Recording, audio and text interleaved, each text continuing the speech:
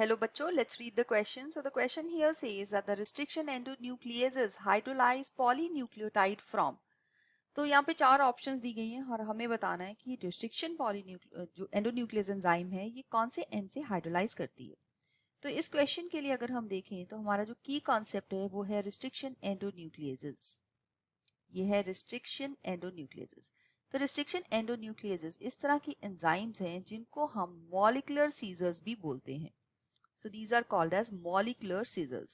Molecular scissors का मतलब है कि ये एंजाइम्स जो हैं ये जो डीएनए है उसका एक स्पेसिफिक सीक्वेंस जिसको हम बोलते हैं पैलिंड्रोम्स उनको कट करती हैं। जो पैलिंड्रोम्स होते हैं वो डीएनए में 5' to 3' एंड पे और 3' to 5' एंड की तरफ ये ऐसे सीक्वेंसेस होते हैं जो कि सेम रीड करते हैं। So let's take example GAATTC यहाँ पे है और यहाँ पे है GAATTC, राइट। तो ये 5' to 3' एंड है और ये है 3' to 5' एंड। तो यहाँ पे फर्स्ट ऑप्शन में दिया गया है कि हमें डायरेक्शन बतानी है कि ये किस तरफ से कट करती हैं। तो यहाँ पे हम देखते हैं कि ये जो ऑपोजिट स्ट्रैंड्स है उनके अंदर ये सेम बेस सीक्वेंसेस, मतलब जी और ए के बीच में यहाँ पे कट और जी और ए के बीच में यहाँ पे फॉस्फोडाइएस्टर बॉन्ड जो कि इंटरनल बॉन्ड है उनको कट करके फिर हाइड्रोजन बॉन्ड्स को ब्रेक करके एंड फिर ये क्रिएट करती हैं स्टिकी एंड्स। सो स्टिकी एंड्स है जो वो बाद में हम डीएनए लाइगेज की हेल्प से जोड़ सकते हैं।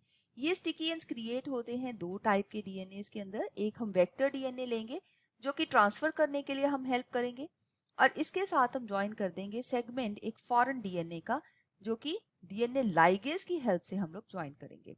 सो यहाँ पे लिखा गया है at the 5' and only, this is wrong. From either terminal नहीं, क्योंकि यहाँ पे एंडो जो वर्ड है इसका मतलब होता है इंटरनली ये जो है ग्रुप जो है डीएनए उसको ब्रेक करता है और टर्मिनल से जो ब्रेक करती है उनको एक्सोन्यूक्लियसेस बोलते हैं। तो ये ऑप्शन भी यहाँ पे रॉन्ग हो जाती है। नेक्स्ट ऑप्शन में हमारे पास दिया गया है एन इंटरनल फॉस्फोडाइएस्टर बॉन्ड। तो ये है तो बिल्कुल ठीक, लेकिन हम फोर्थ ऑप्शन भी पढ़ते हैं जिसमें लिखा है phosphodiester bond with a specific sequence. तो ये बेटर चॉइस है क्योंकि फॉस्फोडाइएस्टर बॉन्ड जो भी यहाँ पे होगा वहां पे एक स्पेसिफिक सीक्वेंस जो डीएनए का है वो होना चाहिए, राइट। सो यहाँ पे हम लोग मार्क कर लेते हैं डी ऑप्शन को बिल्कुल करेक्ट आंसर, और इन स्पेसिफिक सीक्वेंसेस को हम पैलिंड्रोम्स बोलते हैं जैसे एग्जाम्पल हमने यहाँ पे दिया गया। तो ये जो पैलिंड्रोम है ये स्पेसिफिकली हमारे एंजाइम EcoR1 जो कि एक बहुत ही कॉमनली यूज्ड रिस्ट्रिक्शन एंडोन्यूक्लियस है उसका सीक्वेंस है। So let's mark this as the right answer for this question, a phosphodiester bond within a specific sequence of the DNA. So I hope you have understood it well. All the best. Thank you.